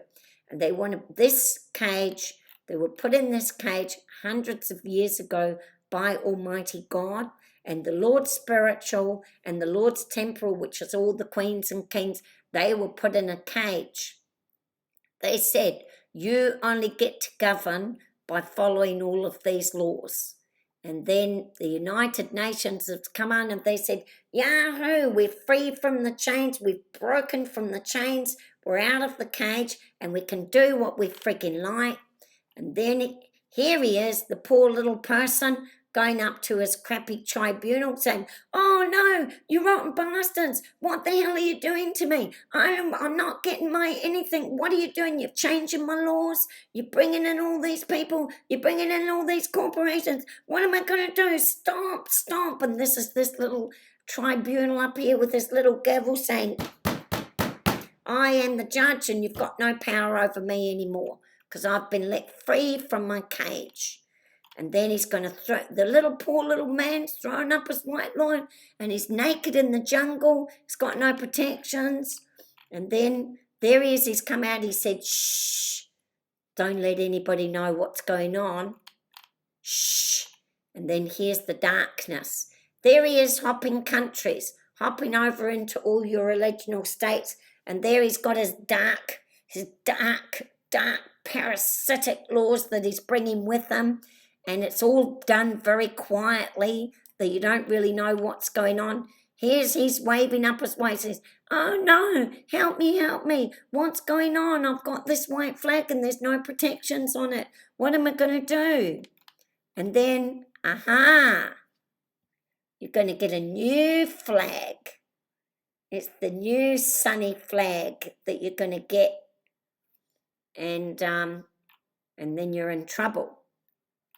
So after that, everyone's going to be able to change their nationality from a Somalian nationality into an Aboriginal nationality when they go to the Indigenous or the Uri original state, and they will get a nationality as an Aboriginal person because they'll get it as an Indigenous person in your original state.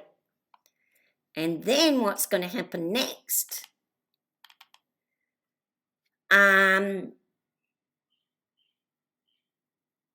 But everybody has the right to marry.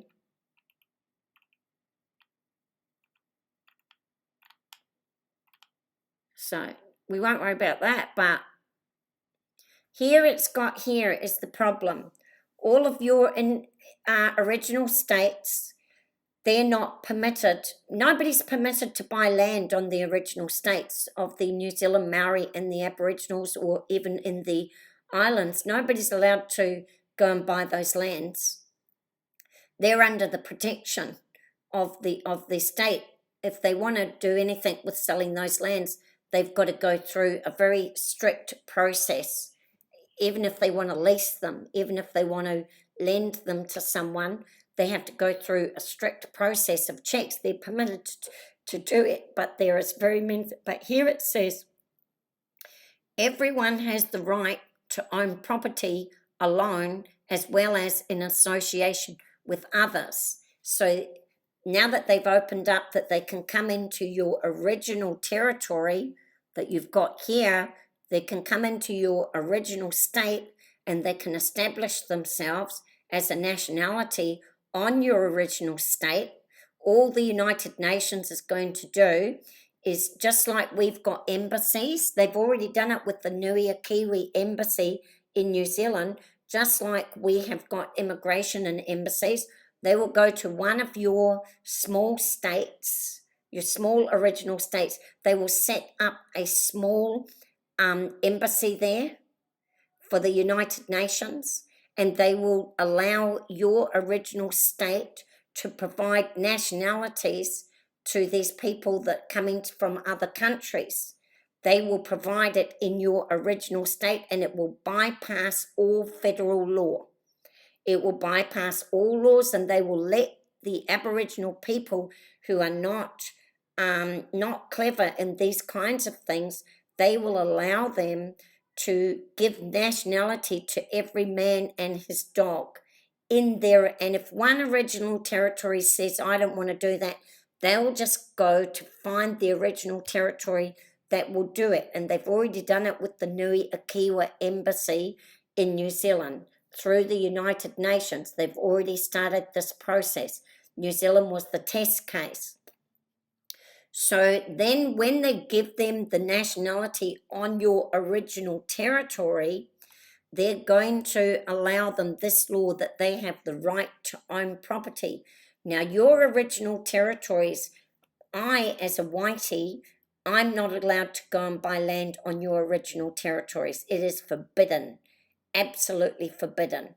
But once they open up this law through the United Nations, those people that are not of subject status are permitted to go into that territory and own property on that territory where they have been forbidden to do that for hundreds of years.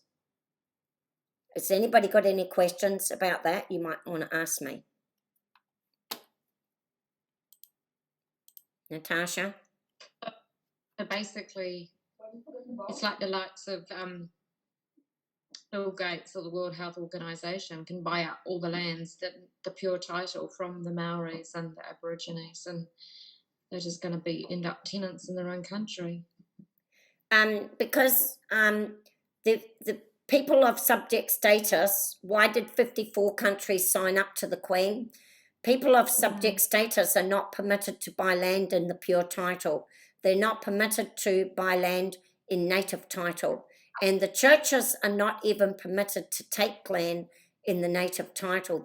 None of them are permitted. And it has to go through an extremely rigorous process if they want to do it. Even 1 inch of that land has got to go through a rigorous process. And, but any people that are not, now this is a law, this is not a law to the native people. The native people can do anything they like. This is a law that is applied to all people of subject status wherever they go in the world. But when you take people that are not of subject status and put them in these territories, they are not bound by the subject status law, and they are permitted to buy up those lands. So they have found this loophole where they're going to allow people to buy your lands that don't have subject status. Eh?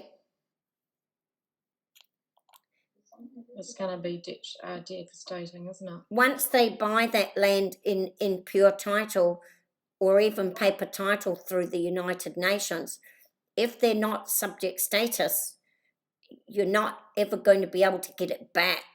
Whereas the land that is held by the Queen and they buy it in the paper title, because they're subjects are never allowed to own pure title.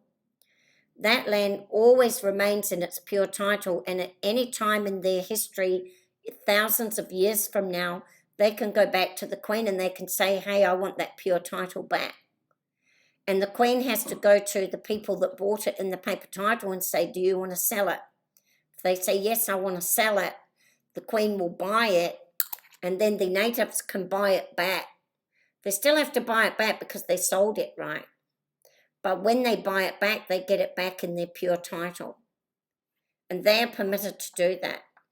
But if it goes into the United Nations, in a huge United Nations indigenous pure title conglomerate, the chances of you ever getting that land back are slim to nothing, because it says here, everyone has the right to own property. Now, we people are entitled to own real estate that is like mortgages, paper titles, but we're not allowed to own property. It says to own property alone, as well as in an association. This is extremely dangerous, and it says no one shall be arbitrarily deprived of his property. So this is extremely, I'm not a lawyer, as I've said, I'm not, you can't see what I'm showing you. This here, did I share it? All right, can you see it? So can you see my Article 17? Oh, yeah, you can. All right. I'm not- So this is very, very, very dangerous law for all of you. You're in deep shit. And so then here's the little man that's come over from Somalia. He's gone onto the original state and he's gained his nationality. He's removed his Somalian nationality and he's gained a nationality on your original state. And then he has permitted himself, since he has that nationality of your original state, he's permitted himself to buy property. And he's standing here in his little square of property of which you will have no say over. So this is very, very dangerous. It's all in the pictures here. The pictures are telling you what these bastards are up to. Everyone has the right to a freedom of thought, conscience, and religion. This right includes freedom to change his religion or belief, and freedom, either alone or in community or with others. He has the right to manifest his religion or belief in teaching, practice, worship, and observance. Now, this means that when he's bought his little property on your original state, he is permitted to teach, to manifest his religion, and that can be all sorts of things like marrying 6-year-old children, sucking blood from the baby's penis in the little boy's penis in their religious rites. It can include having 4 wives and 20 children, and they're all entitled to a nationality on your land. This is going to devastate, absolutely devastate your communities, because when you go and look at how they breed 10 kids to one wife, and the Aboriginals will not be able to survive with their only having 2 or 3, maybe 4 kids if you're lucky, some of them, and their numbers are very low. They will not be able to survive the onslaught of these religions, the Jewish religion, the Islamic religion, and the Catholic religion have this. It's not the Hamish religion, the Jehovah religion, the Mormon religion. It's not unusual for them to have between 10 and 20 children, sometimes to only one wife. Our original states will not be able to survive this. They simply won't. When we go, everyone has the right to freedom of opinion and expression. This right includes freedom to hold opinions without interference, and to seek, receive, and impart information and ideas through any media and regardless of the frontiers. So they're going to be able to go into your communities and impart their religions onto your original people. Now, under the Commonwealth here that you see, you've got your original states. Under your original states, and you have each state owns the power of the supremacy law. Each original state, not country. And under this, your states forbid authority, jurisdiction, power, or any other thing within your state. But under this one here, they're going to be able to bring in all their knowledge and impart that information into your original state where they were forbidden before. This is going to devastate your Aboriginal and even your Islander communities. It's going to devastate them. Let me just tell you this, the islands are not signed up to this. The only people signed up to this are the United Kingdom, Australia, New Zealand, and Canada. But leave Canada out because they're under a different law. So here's the poor native person going, all these natives here are running around saying, Hey, what you doing? Hey, what you doing? Hey, what you doing? What are you doing on our lands? What are you doing? Here's the man imparting his information onto them, making them forget their original laws, making them forget the dream time, making them forget Papa and Ranginui, making them forget all of their spiritual beliefs and imparting all this information on them. It's going to be very sad for them. Everyone has the right to freedom of assembly. They're allowed to assemble on your lands. No one will be compelled to belong to. See, under the Bill of Rights here, everyone doesn't have the right to assemble where they want in your state. They don't have that right. Only your own people have got that right. But now they've changed that for every man and his dog can come and have that right on your marae, on your original territories. Everyone's going to have that right to come on in onto your marae and assemble as they please, and you will not be able to stop them. Then they're saying, here they are, and now they've changed them. This is the new chain that they're going to make.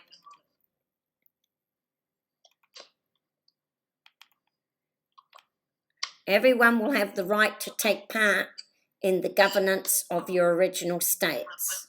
That's going to be very bad because they will overwhelm you. Then they're saying the will of the people shall be the basis of authority of government.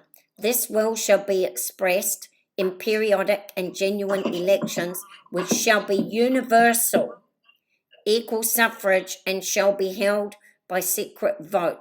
Now, this is a real problem because when you allow all these people to come into your territories and you are no longer protected by your original status as you are, see, we protected you, then you are no longer protected by your supremacy that no one can come into your state. That means that these people are entitled to come into your state and create a governance in each of your Aboriginal states. This is very, very dangerous. And then when you have to follow the will of the people, you have to follow the will of the majority that have been in your state for a very long time, the parasitic people.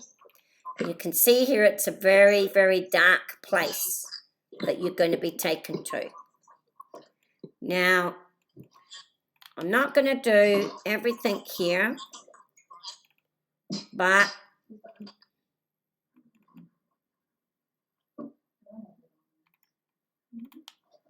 there's many, many things that they're entitled to. But I did want to find one that I found the other day. I'm not going to all these rights. They're entitled to houses, many, many things. I'll do it another day. But one of the ones that I wanted to do, they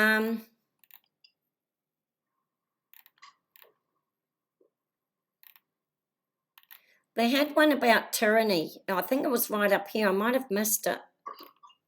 Right at the top here. I think I'll go back up. I think I've missed it. I did. A very important law.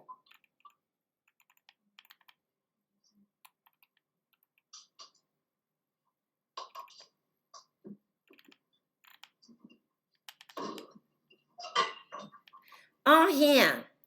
You have to be very careful. Always read the preamble. If you look in the preamble, what it says here, recognition of the inherent dignity and equal and inalienable. This is where they want you to get into the inalienable and out of your indubitable to allow all of their foreign powers to come onto your lands. And it's called inalienable. America did it. And all members of the human family is the foundation of freedom. They said that whereas there is a disregard and contempt for human rights have resulted in barbarous acts which have outraged the conscience of mankind. The barbarous acts were created by the churches when they killed Jesus And when they destroyed the Germanic tribes and they destroyed the Anglo and Scottish tribes, they were all barbarous acts, and that's why we brought in the indubitable rights in the first place. But they are saying, and the advent of a world in which human beings shall enjoy what they're saying, shall enjoy freedom of speech, and they've put on, now under our one, there's no freedom of religion, because ours is Protestant. But we have the freedom of speech, so they've put in the freedom of speech, but then they've counteracted this one, which is our Protestant protections. Any attempts over our Protestant protections, and it says they're Protestants somewhere.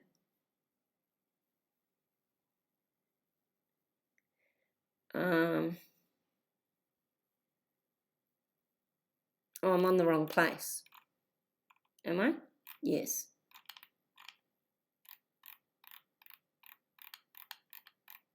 Here, it says here, cause letters to be written to Lord Spiritual and Lord Temporal being Protestants.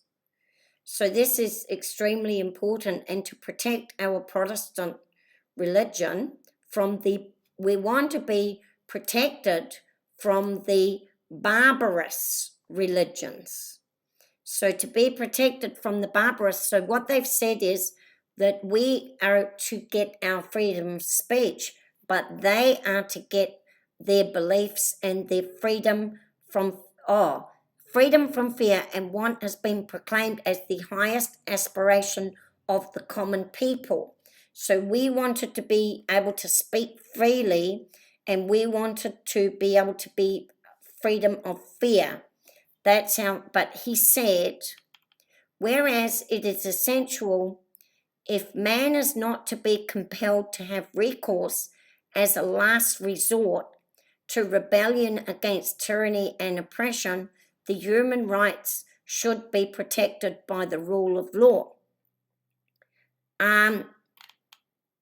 What they have basically said there is that you can have your freedom of speech, you can have all your protections in here if you want to, but when the government becomes tyrannical, and you can be protected from cruel and unusual punishments, but if the government has become tyrannical, they are allowed to come in and take over and do anything they like, and they're not bound by those protections of, they're allowed to stop you from your free speech, they're allowed to stop you from using your cruel and unusual punishment, and they're allowed to use it if they so please, if they think that you are not governing according to the way that they want. So they've given themselves a way out here. That's a bit complicated there, but you can go and read it. That's how I see it. The peoples of the United Nations have in the Charter reaffirmed their faith in fundamental human rights. What they've basically, oh, you're such a lovely son. I wish my son would do that. My son just comes in and says, Mum, where's the money?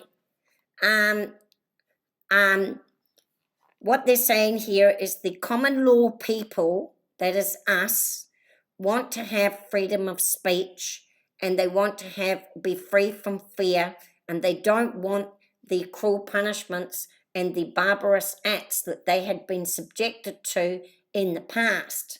But under the human rights, they're saying you can have that, but if we decide that you are speaking too much, or if you are protecting yourselves too much, we're going to be able to come in and take that away from you, and we're going to be able to use any means that we want that can include shutting down your free speech, shutting down your right to no cruel and unusual punishments.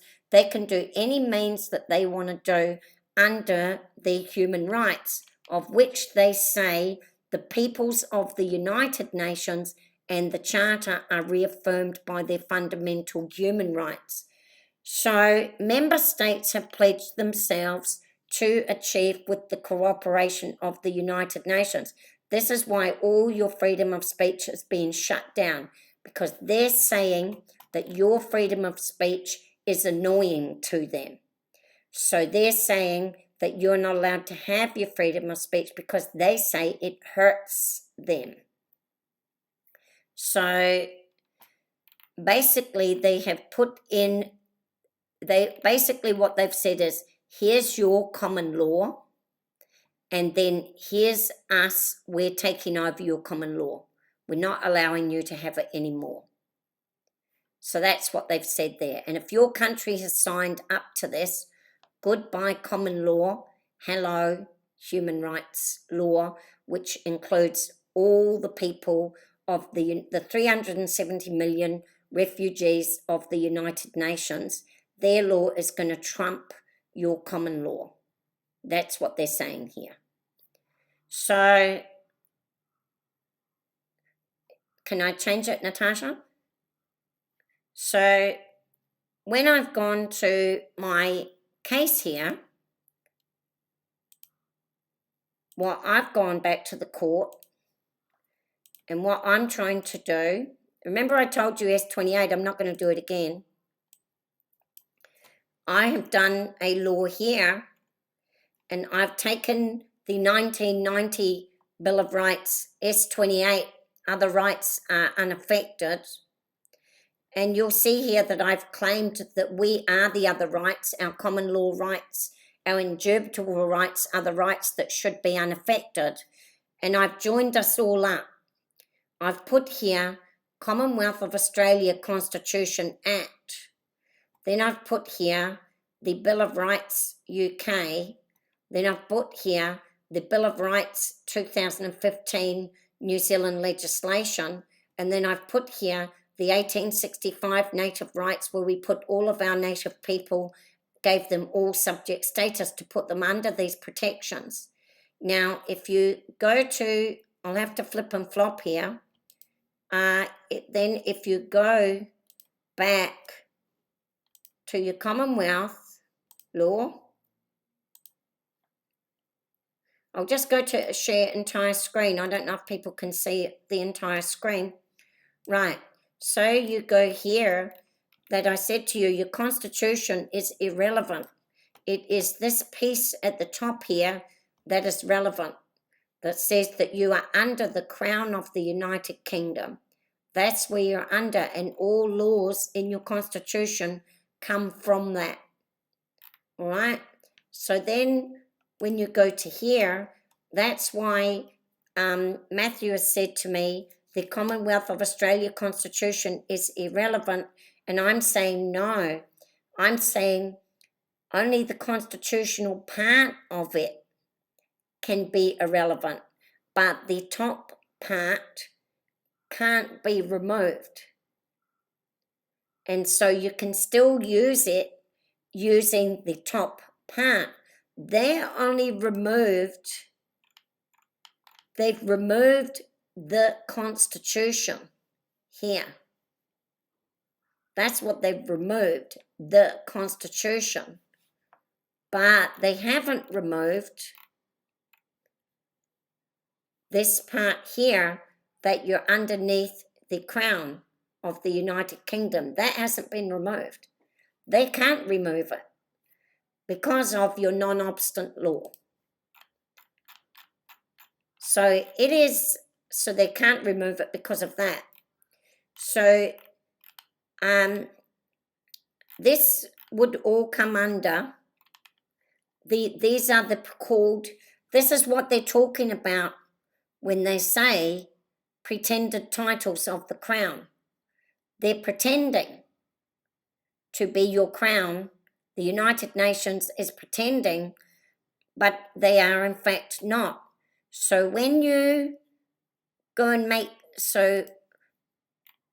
when you use your Constitution Act, you can remove Constitution Act, but it still is, the Act part is removed, but the constitutional area is up here.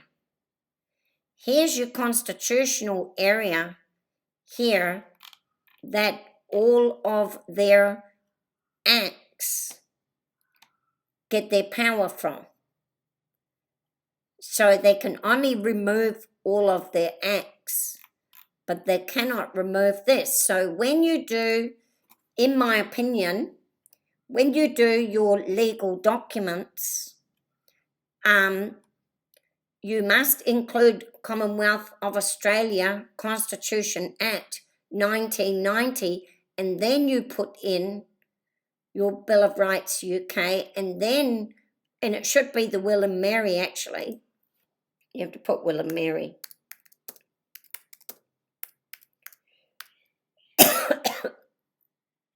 So then you put in your Will and Mary,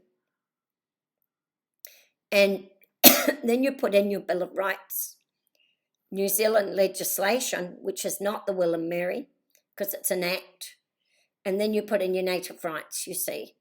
Now, I just wanted to, now everybody knows that the Will and Mary is a will.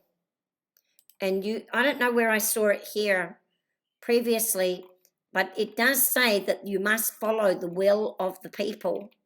What they've done is transferred you to a new will. When they went here, see if I can find it.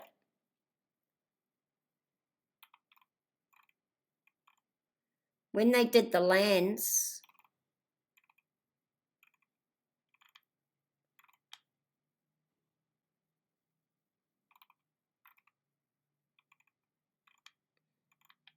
just a moment here. See how they've grouped these.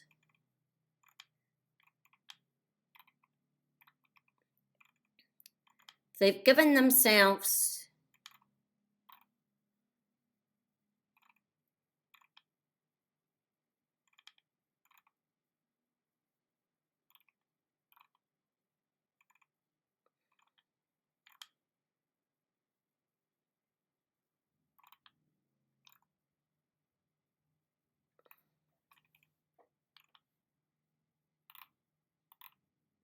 where did I see the will?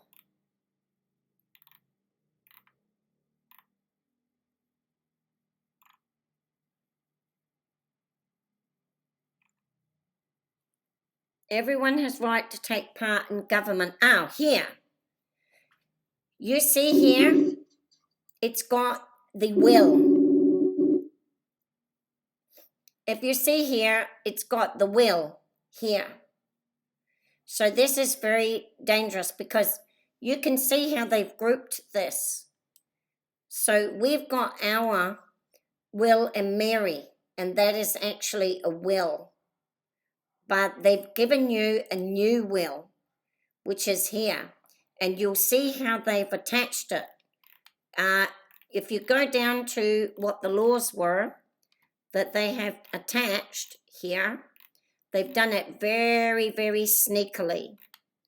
So they've given themselves, they've given in the quiet, they've given themselves, they've said, be quiet, sneakily, go into their areas. They've given themselves a right to residence, and then they're going to hop country. They've given themselves the right to asylum, and they've given themselves the right to be under the principles of the United Nations. Then they've given themselves the right to a nationality in your country. Then they've given themselves a right to marry as they please. Then they've given themselves a right to own property as they please. Then they've given themselves a right to their religious practices, whatever those religious practices are. Then they've given themselves a right to impart their information on you. Then they've given themselves a right to assemble on your properties. They've given themselves a right to take part in the governance of those tribal areas. Then they've given themselves the will of the people shall be the basis of the authority of the government. So they have created They have created a 1688 Bill of Rights, but they have removed all of your individual rights from you and given it to all the foreigners that will be coming into your country. So when you do, I'm going to be finishing up and leaving up. When you do, so here's your will, and there's their will. There are two wills here, and this is a will too. They will just transform it once they get it all tied together. That's what they're doing. So this is the, they've got a will and you've got a will. And you need all of these, and you need to get this into your courts ASAP. You can follow me. We've started. We're leading the charge, but we need all of you to do that. I'm trying to write them up as fast as I can. We have got this case in here. We've included all of the Commonwealth into New Zealand.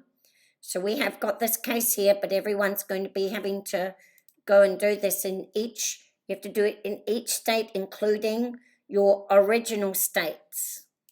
You're going to have to go and do this even for your original states here. Every state, every original state, you need to go, and you need to go upon the basis of you are protesting the pretended titles of the Crown. That's what you're protesting, because that is a pretended title coming into your country. That is the epitome of pretended titles right there. So that's where I'm going to finish up this video today. I'm going to leave the video on just for a couple of minutes in case either of you have any questions to me, and then I'll finish up the video. It's a long video. It's about 2 hours, but I'm definitely going to put it up right this minute. So I just want to say, all right, any questions? Any questions? I'll be quiet. Right, no questions. Diane, can you say a little bit just to give me confidence? Yeah, well, it's interesting, it clearly sets out the guidelines on the United Nations Declaration, with the pictures and everything. So it's really good for people to, I think, have a look at that. Because it just, the pictures tell, a picture paints 1,000 words. I love doing these videos because I had not realised what those pictures could mean till I matched them to all of the words, and then I thought, wow, those pictures have got deep, deep meaning. Yeah. Haven't they? And we need to go back and study those pictures a lot more. I think. There was one picture there which was like, oh, well, everything's happy days, but there's 3 people standing there, and 2 have got smiles on their face, and one's got like a really, is just not happy, that, and it's clear of where they're leading us. People are not going to be happy. Yeah, that's exactly right. You've got 2 standing there. The smiles are different, aren't they? Yeah. And that is very interesting. The part that I noticed about that was all their hands bound together in slavery. Yeah. Their hands were all bound together, and that was the part that I noticed about that picture. But I hadn't really looked at the smiles, but it does look like, you can, one of them's got the eyes open with a big smile, and then you've got the 2 there with their eyes closed, and they've got half smiles. Yeah, they've got kind of half smiles. They're like, not really know what's going on, but they're kind of smiling, eh? Yeah. It's definitely not a happy face. It's definitely resentment. Yeah. It's and but they can't say anything. No, they can't speak. And the guy in the middle with the great big smile and his eyes wide open, and the 2 on the side with their eyes closed. And not quite sure. They've got half their faces smiling and half their faces not smiling. They're not quite sure whether to smile or whether to frown, I think. And Yeah. and that's exactly how the people in our countries are feeling at the moment. The United Nations is coming up with them with all this candy and lovely stuff, and they're smiling. Then they're coming at them with all this horrible stuff, and they're not smiling, and they're very confused. They're not on one side or the other, they're just confused. That is right. Very good Yes. point there. Yes, I love that. Right. Anything else you want to tell me? No, not really. That's great. Thank you. I Right. didn't realise it's so that original states were in the Commonwealth Constitution. I mean, it makes sense, but they trick you so much with the wording, don't they? I just saw it today, Natasha. What? Yes. Wow. I only saw it today, and then I thought, hey, that ain't, hey, what does this That is- mean? And then I realised what it meant. Because look, they're both in converted commas. They're speech commas, and they're clearly two separate. They're clearly two separate entities. Absolutely. And the You know United, how you said, eh? no, Go. sorry. Go. Keep speaking. You know how you said that the islands are not part of it, they're not assigned into that, but, you know, would they be dominated because they're such small islands? You know, because if the majority rules, then they would get sucked into that as well. They'd have no choice. Possibly what's happened with the Solomons at the moment, with China, you know? Natasha, have you seen the guy that's come on from the Solomon Islands protesting and saying that they never chose to leave Australia and they never chose to have China in there, and it was all done against their will, and he's asking for them to go back and redo it? Yeah, I haven't called you. I was going to call you. I'm not going to talk to you about it, Natasha, because I'm going to call you privately, and there's the case for us there using the Solomon Islands, and this guy's speaking out, and I think we can help them. So we've got 3 cases in at the moment.